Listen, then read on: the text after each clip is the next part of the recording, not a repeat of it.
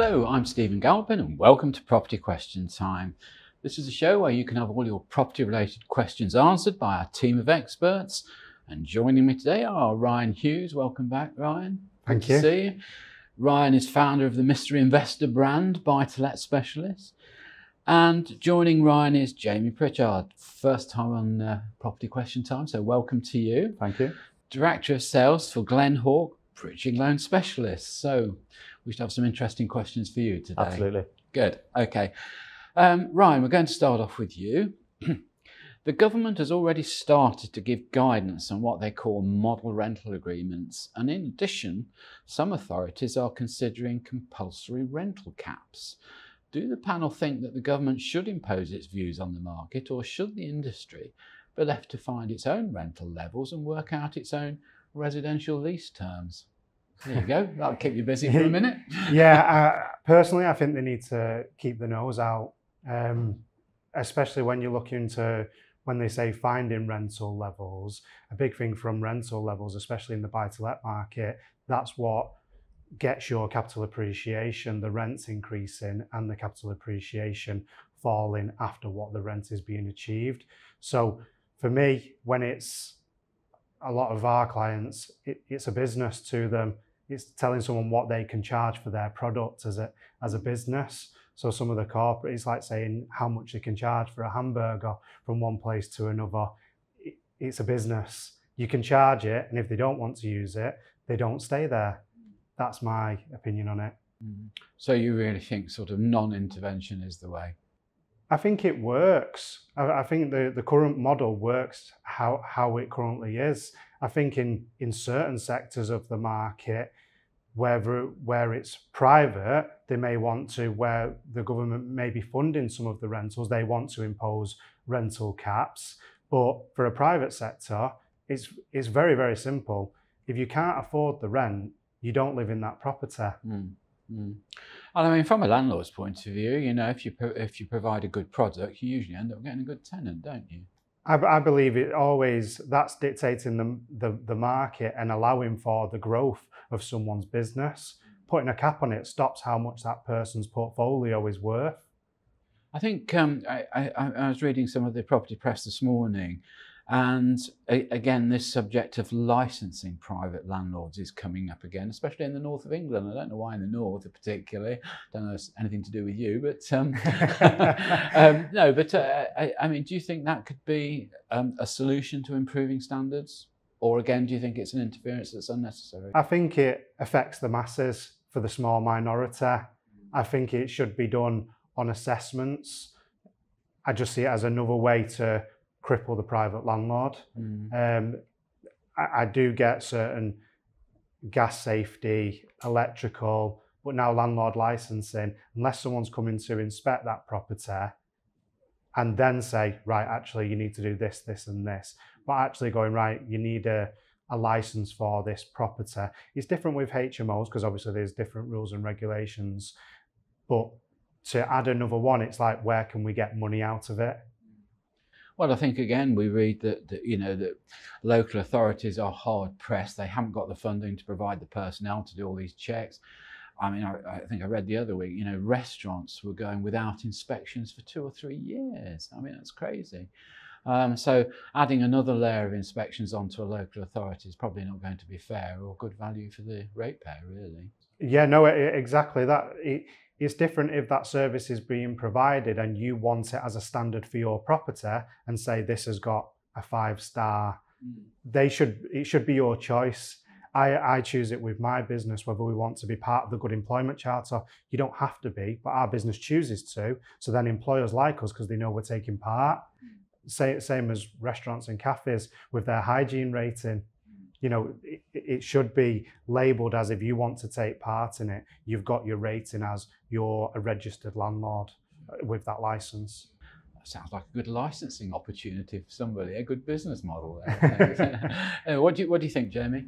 Yeah, I think, well, to the first part of the question, I think I wholly agree. As a lender, you know, we'll have to adopt anything that the government puts in, but how many times has the housing ministers changed? How many times are they going to adopt different rules? I think landlords have been kicked quite a lot, you know, from 2016 onwards, and all the things that they've had to change in their business models, whether that be the tax changes, whether that be all the different reforms that have come in, HMO licensing, which I'm massively in favour of, to be fair, you know, for some of the rogue properties that are out there. But another layer of bureaucracy to come onto what you said about licensing, where it probably can't even be supported by the local authorities, is just going to be kicking the landlords itself. And I think we need to ask, who's it actually ultimately for the benefit for? You know, is it the tenant? Why are they bringing in these rules? I think that needs to be sort of looked out from the outside in, and landlords shouldn't be kicked as much. Given some of the other regulation changes, I mean, the government are certainly trying to steer away from the very small buy-to-let investor and turn it into just limited companies only. That's that sort of investment. And you can see that it's easier to chase tax and so forth in that way. And I'm just wondering whether this licensing scheme is rather more to do with collecting tax from rents, probably more than anything else. Potentially. Well, potentially they didn't see how much people were going to be looking to do limited company structure of ownership compared to obviously the 100% mortgage interest relief that was being taken away. So. All right, good. Okay, well, Jamie, let's move on to your question. I'm just starting to build a small portfolio of buy-to-let properties. I initially am planning to purchase 6 properties. My intention is to gauge the success of each one in terms of income, and then probably sell off 2 of the least profitable investments and retain 4. Do the panel think I should finance these properties with a bridging loan or use conventional long-term funding? In addition, if my assessment of these properties takes longer than anticipated, can bridging loan terms be extended? Okay. So there's many parts to that question really, and I think, you know, you'd say not one size fits all, so you'd need to do a lot more digging into what they want to do. If I'm a landlord and I'm looking to buy 6 properties, I would say I'd probably done my research to see what they're going to generate beforehand. So just retaining them for a period of time and then seeing if I'm able to rent them out, maybe not the right move. However, if they do look to buy them, how long are they looking to retain those 2 that they may sell on? So actually fixing themselves into maybe a buy-to-let mortgage that could be a 2-year or 5-year term. They could have early repayment charges there, so that's something they need to consider. Lots of areas really with that. Is bridging finance the right route?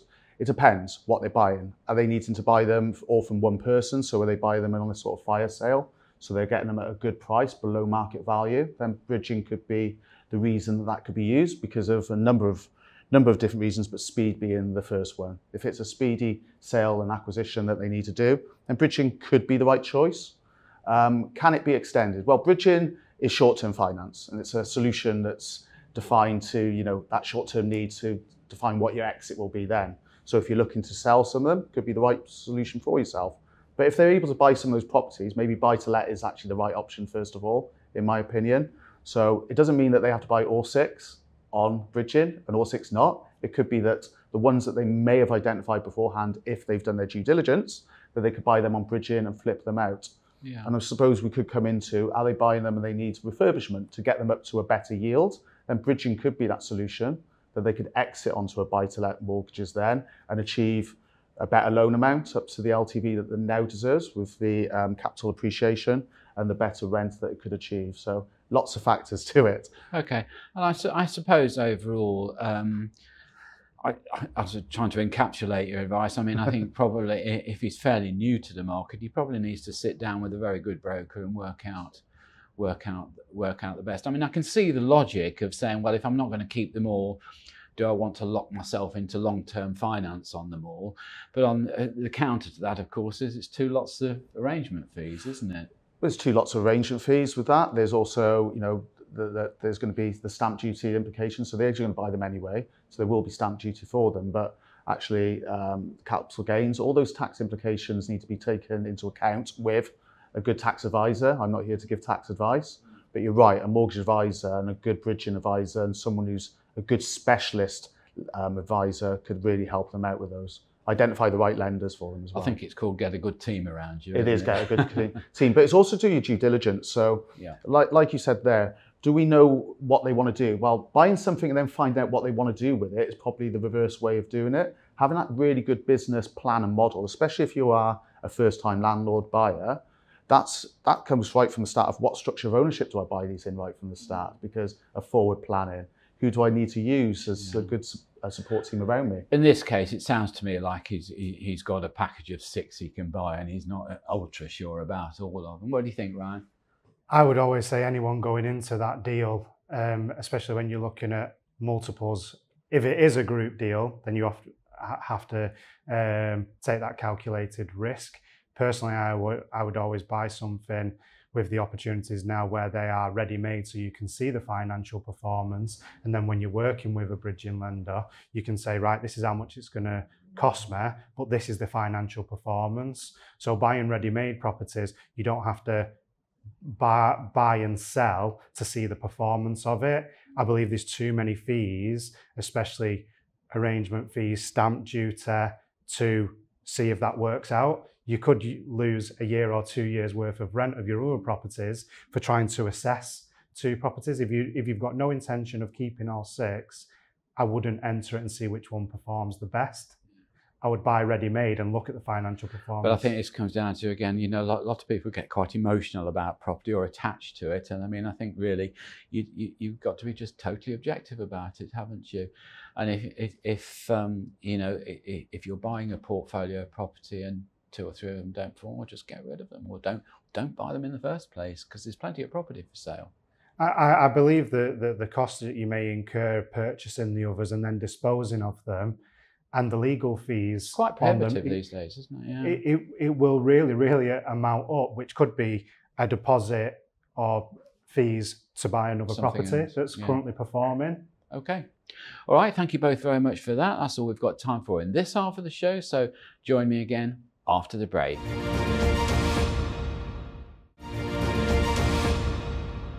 Hello and welcome back to part 2 of Property Question Time. I'm Stephen Galpin and I'm joined by Jamie Pritchard and Ryan Hughes.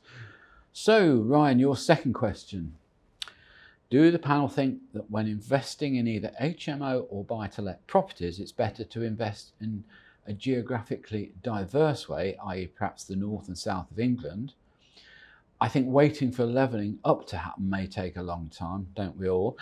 But if we are to suffer a recession, it occurred to me that a variety of locations may be a safer bet. Yeah, I would definitely have to agree. My experience with HMO starts from being the age of 15. So I've had a lot of experience with HMOs, and I've always found, depending on whether it's someone's full-time job or passive income, HMOs are one of the most difficult buy-to-let properties in terms of management. And it's imperative that you pick the right location of where that property is. Salford in Manchester was a fantastic area for us to operate. We moved out of that market as the university built more on-site accommodation. So there's lots of factors where some of the Newcastle universities don't have enough on-site accommodation.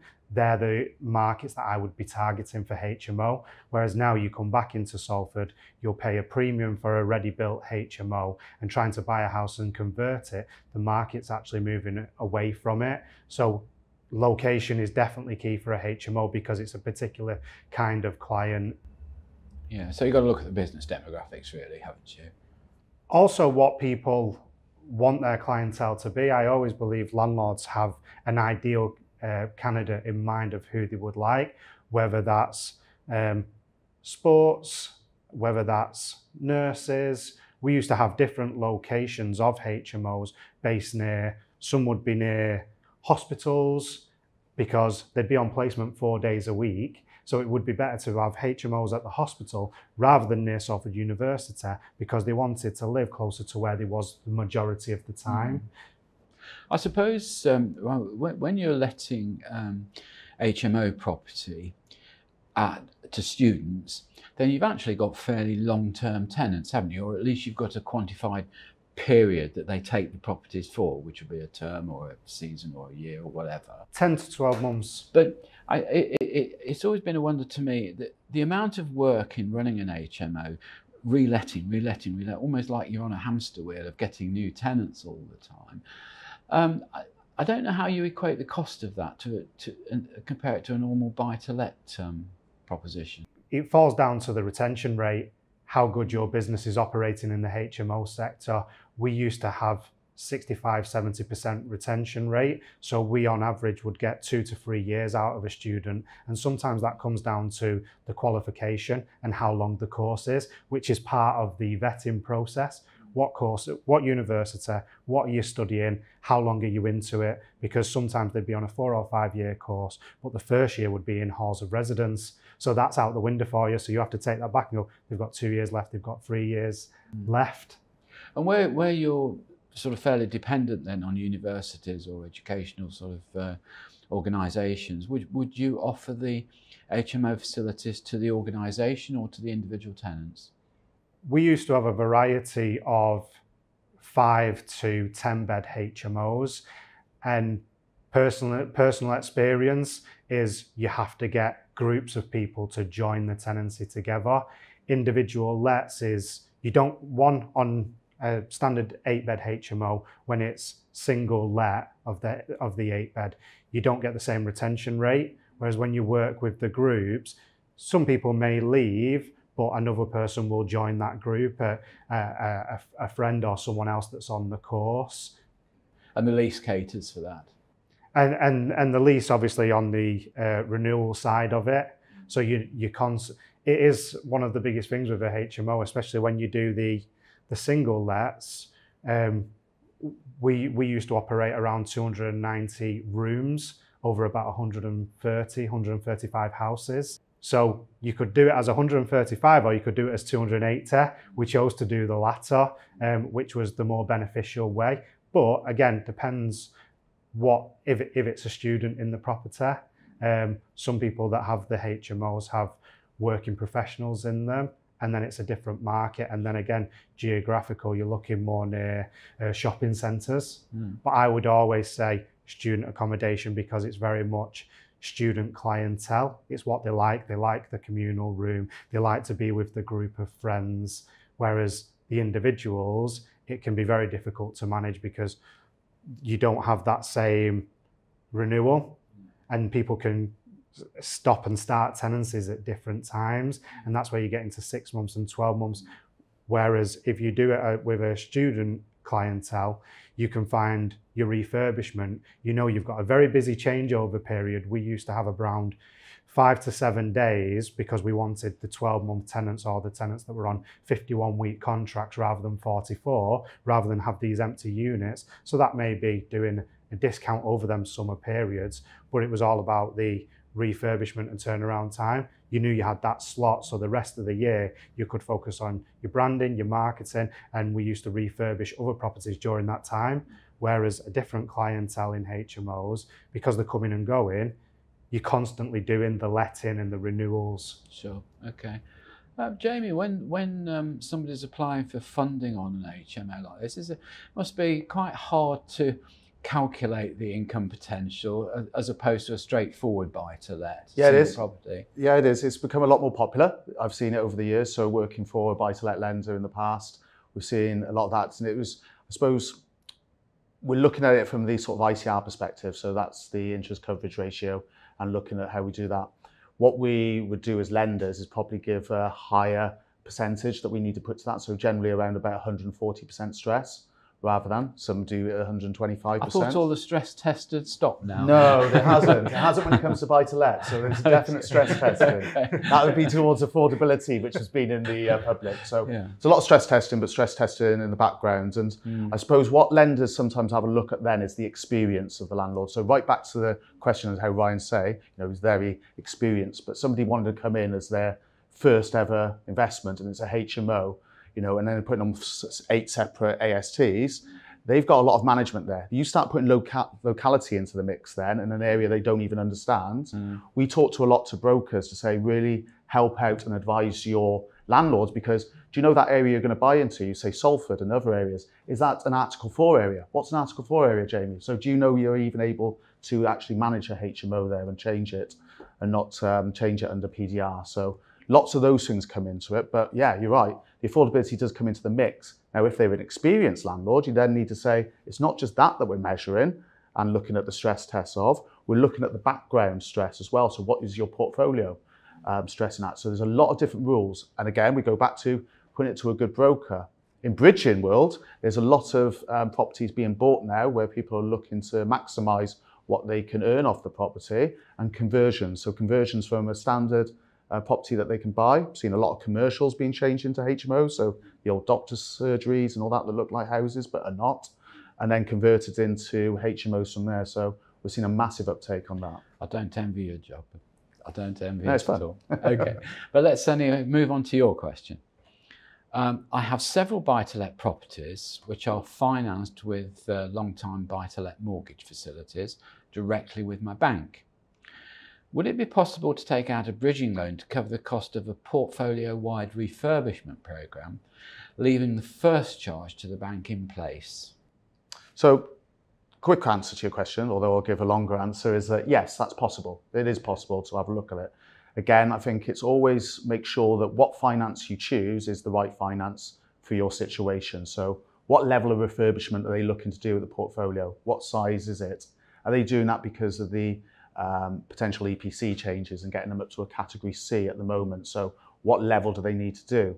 Actually, with their current funding, where are they up to with the rate itself? Are they able to actually do a further advance? So actually, you know, because if it's boilers that they just need to do with the property, is bridging finance actually the right for that? Because they're going to be taking out bridging finance and then they need to actually still pay off that.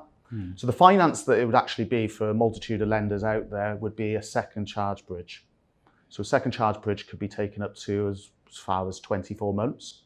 Are the bank with the first charge obliged to let you take a second No, they're not charge? obliged. No, so the deed is postponement, they need to agree. So some banks allow it, some banks don't. And that comes down to the knowledge. And that could come down to the lender that you do ultimately choose right at the outset. We've said earlier, really plan from the outset who you're choosing, who you're getting into bed with, and plan forward from that. Not that you could ever think, I want to actually do some refurbishments in the future, but maybe you should be thinking about that later down the line. Yes. I mean, planning is the ultimate guideline, really, isn't it? If you don't plan both your entry and your exit, you're going to get in trouble. 100%, and that's why I wouldn't let anybody onto a bridging finance, you know, and we do lots of bridging finance with as an industry. Lots of bridging finance is a massively good solution. But I always talk about reverse engineering your bridges. So know what your exit is and work backwards from there. What is your plan? So going back to your question, if it's actually a portfolio refurbishment and you're doing, you know, let's say we're changing all of them into HMOs now, and we can do that under permitted development rights. Yeah. That's quite a big amount of work probably on each property that, you know, you're adding bedrooms, you're changing some of the room sizes. Well, what are you going to be exiting? You're going to be adding value to those properties. So actually, you're going to have to be exiting that bridge at some point. So you're going to be probably taking them out with different types of buy-to-lets. Maybe the buy-to-lets you've got them with at the moment don't allow HMOs. So again, another plan that you need to work out who the exit routes are going to be. I think the thing that struck me when I read this question was, where does the questioner think his capital is coming from to repay the bridging loan just because you've done refurbishment? I mean, okay, that might mean you can maintain your rental levels. It might mean you can get a little bit more rental after you've done the refurbishment.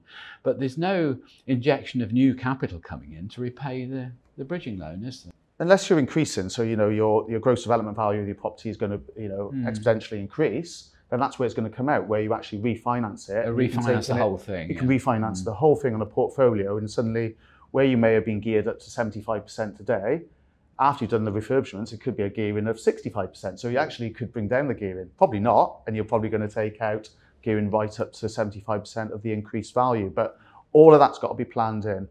And one of the best things, whatever your work's going to be, to the person who asked the question, is always plan out the schedule of works. Know exactly what that's going to be, your costings, because guess what? Like anything in this world at the moment, materials are going up, and you know the price of the works is going up. But plan that out. Time is always the one element people forget, isn't it? Anyway, well, look, there we are. That's all we've got time for today. So a big thank you to Ryan Hughes from Mr. Investa. Ryan, thank you for coming down. And Jamie Pritchard, well done. First show over and done with. You've survived. So as I say, Jamie is Director of Sales for Glenhawk, Bridging Loan Specialist. Thank you both very much for your contribution today. I'm Stephen Galpin. I look forward to seeing you next time on Property Question Time.